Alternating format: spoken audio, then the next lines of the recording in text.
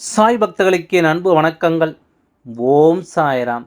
என் அன்பு குழந்தையே, இன்று இந்த அப்பா என்னுடைய வாக்கினை உனக்கு தரவில்லை, மாறாக உன்னுடைய குலதெய்வத்தின் வாக்கினைத்தான் உன்னிடத்திலேயே கொண்டு வந்திருக்கின்றேன்.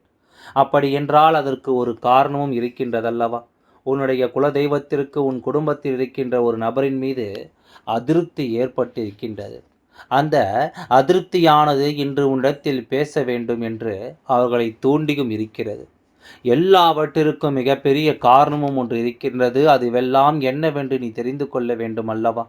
உன்னுடைய குல தெய்வத்தின் மனதில் இருக்கின்ற அந்த நீங்காத வேதனைகளை உன்னிடத்தில் சொல்லிவிட வேண்டும் என்று ஆசைப்படுகின்றார்கள்.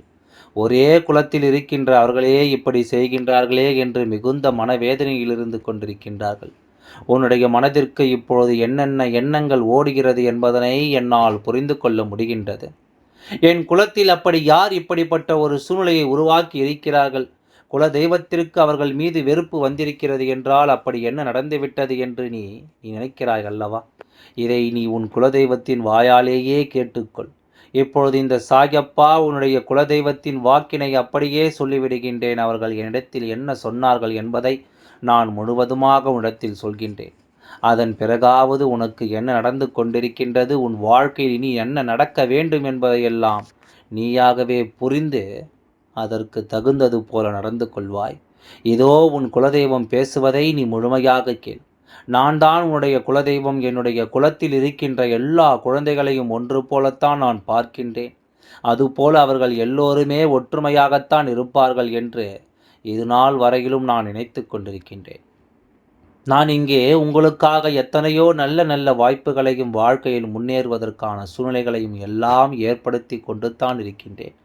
இதுவெல்லாம் எதற்காக என்றால், என்னுடைய எல்லா குழந்தைகளும் சந்தோஷமாக இருக்க வேண்டும், அவர்கள் எப்பொழுதும் ஒற்றுமையாக இருந்து நம்முடைய குலத்தை நல்லபடியாக வழிநடத்த வேண்டும் என்பதற்காகத்தான். எனக்கு பூஜைகளை செய்யும் பொழுதெல்லாம் இவர்கள் ஒற்றுமையாக நின்று கொண்டிருக்க வேண்டும் என்று தான் நான் எப்பொழுதும் ஆசைப்படுகின்றேன்.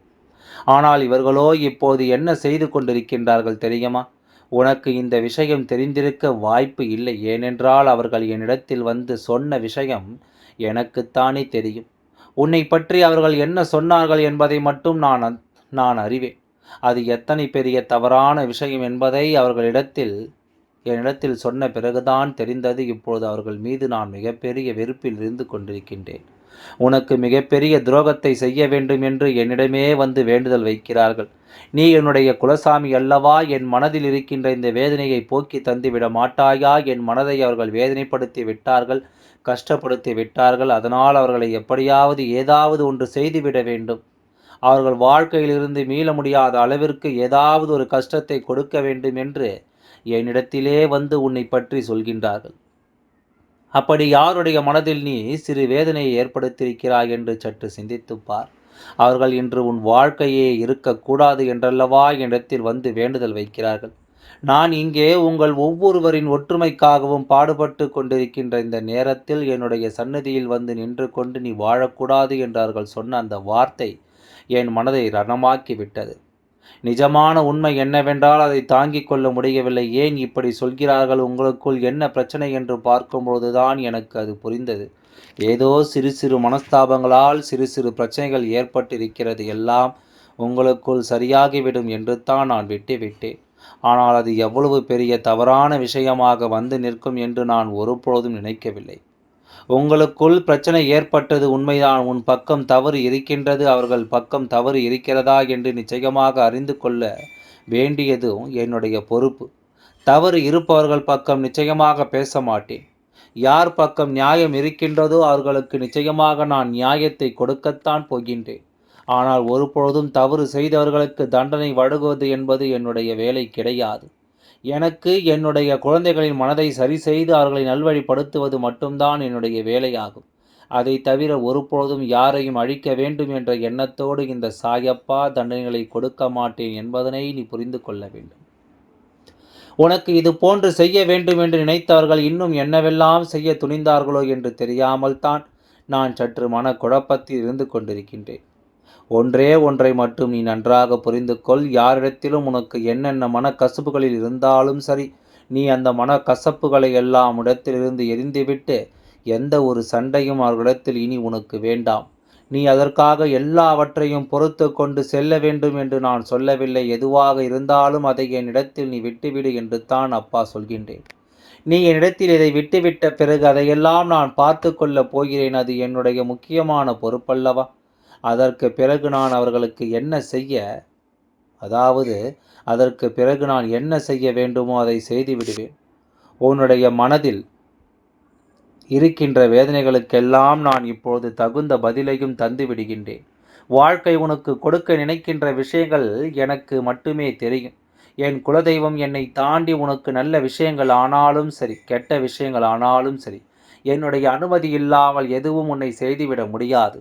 ஆனால் நீ எதற்காகவும் பயப்பட வேண்டாம். அவர்கள் என்னிடத்தில்தானே உனக்கு ஏதாவது செய்ய வேண்டுமாக இருக்க வேண்டும் என்று அளிக்க வேண்டும் என்று வேண்டுதல் வைத்திருக்கிறார்கள். உன்னுடைய வாழ்க்கையை அளிக்க வேண்டும் என்று சொன்னதற்காக அவர்களை அப்படியே விட்டுவிட்டாய் என்றால் நீ நினைக்கலாம், நிச்சயமாக நான் அவர்களை விட்டுவிடவில்லை. இன்னொருவரின் மனதினை வேதனைப்படுத்தி இருப்பது உண்மையானால் நிச்சயமாக தவறான செயல். அது மட்டுமல்ல, அவர்கள் செய்த தவறுக்கு உன்னிடத்தில் மன்னிப்பு கேட்க வேண்டியதும் அவசியம். உன் பக்கத்தில் தவறு இருக்கும் பட்சத்தில் நீயும் மன்னிப்பு கேட்டுத்தான் ஆக வேண்டும். அதை நீ செய்வதில் எந்த ஒரு தவறும் கிடையாது. அதே சமயத்தில் தவறு அவர்கள் பக்கம் இருக்கிறது என்றால் நான் அவர்களுக்கு கொடுக்கப் போகின்ற தண்டனை என்ன தெரியுமா? இந்த தெய்வத்தினுடைய பார்வை சில நாட்களுக்கு அவர்கள் மீது இருக்காது. அவர்கள் உனக்கு என்னென்ன செய்ய வேண்டும் என்று நினைத்தார்களோ அதுவெல்லாம் அவர்கள் வாழ்க்கையிலேயே நடக்கப் போகிறது. அதுபோலத்தான் எத்தனை வேதனைகள் அவர்கள் அனுபவிக்கிறார்கள் என்பதையெல்லாம் புரிந்து கொண்டு இப்படிப்பட்ட வேதனையை நாம் யாருக்கும் கொடுக்கக்கூடாது. நாம் தவறான வேண்டுதலை நம் குலதெய்வத்தை நாம் வைத்து விட்டோம் என்று வருந்தி உன் காலடியில் மன்னிப்பு கேட்பார்கள். என் அன்பு குழந்தையே, இதற்கெல்லாம் சில நாட்கள் ஆகும். சில நாட்களுக்கு பிறகு அவர்களாகவே இதையெல்லாம் புரிந்து கொண்டு வரட்டும். நிச்சயமாக அவர்கள் புரிந்து கொண்ட பிறகு என்னிடத்தில் மன்னிப்பு கேட்க வருவார்கள். அதன் பிறகு அவர்கள் வாழ்க்கையை நான் மீண்டும் பழைய நிலைக்கு திருப்பி கொடுத்து விடுவேன். இதுதான் இப்பொழுது நான் செய்ய துணிந்திருக்கிறேன் என்பதனை நீ புரிந்து கொள்ள, நாம் ஒருவருக்கு நல்லதை செய்தாலும் கெட்டதை செய்தாலும் நம் மீது வஞ்சக எண்ணம் இன்னும் ஒருவருக்கு வந்துவிட்டது என்றால் அவர்கள் குல தெய்வத்திடம் கூட வந்து வாழ்க்கையை அளிக்க வேண்டும் என்று சொல்வார்கள் என்பதனை நீ புரிந்து கொள்ள வேண்டும். ஒரே குலத்தில் இருக்கின்றார்கள். சில பேர் என்னுடைய கோவிலில் நின்று தவறான வார்த்தைகளை பேசி சண்டையிடுகின்றார்கள். இதுவெல்லாம் எனக்கு எத்தனை மனவேதனைகளை ஏற்படுத்தும் என்பதனை அவர்கள் அறிந்திருக்கவில்லை. என்னுடைய பொறுமைக்கும் ஒரு எல்லை உண்டு அல்லவா? என்னுடைய பொறுமையின் எல்லை மீறும் பொழுதுதான் நான் அவர்களுடைய குலத்தை எல்லாம் காக்காமல் இயல்பாக அவர்களின் விதிப்படி அவர்களுக்கு என்னென்ன தண்டனைகளை கிடைக்க வேண்டுமோ அதையெல்லாம் நான் விட்டு விடுகின்றேன். என் அன்பு குழந்தையே, இதனால் வரையிலும் நான் அவர்கள் மீது எத்தனையோ அன்பினை, எத்தனையோ வாய்ப்புகளை எல்லாம் ஏற்படுத்தி கொண்டு தான் இருந்தேன். ஆனால் அவர்கள் என் மீது கொஞ்சம் கூட பயமில்லாமல் தவறான வழியில் சென்று விடுகின்றார்கள். இவையெல்லாம் நிச்சயமாக மாற வேண்டும் அல்லவா? உன்னுடைய வாழ்க்கையில் நடந்த எல்லாவற்றையும் இனி நான் சந்தோஷமாக மாற்றி கொடுக்க போகின்றேன். நீ உன்னுடைய மனசாட்சிக்கு பயந்து ஒரு விஷயத்தை செய்ய வேண்டும். உன் பக்கம் தவறு இல்லை என்றால் தண்டனையை நான் அவர்களுக்குத்தான் வழங்கப் போகின்றேன்.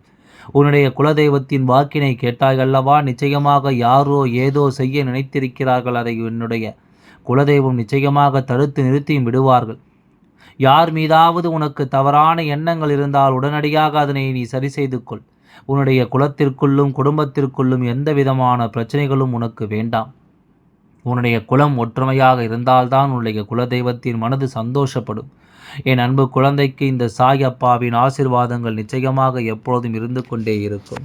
ஆகையால் எதை நினைத்தும் கவலை கொள்ளாமல் உன்னுடைய வேலைகளை நீ தொடர்ந்து செய்து கொண்டே வா. எல்லாம் நல்லபடியாகவே நடந்து முடியும். ஓம் சாய்ராம். நன்றி, வணக்கம்.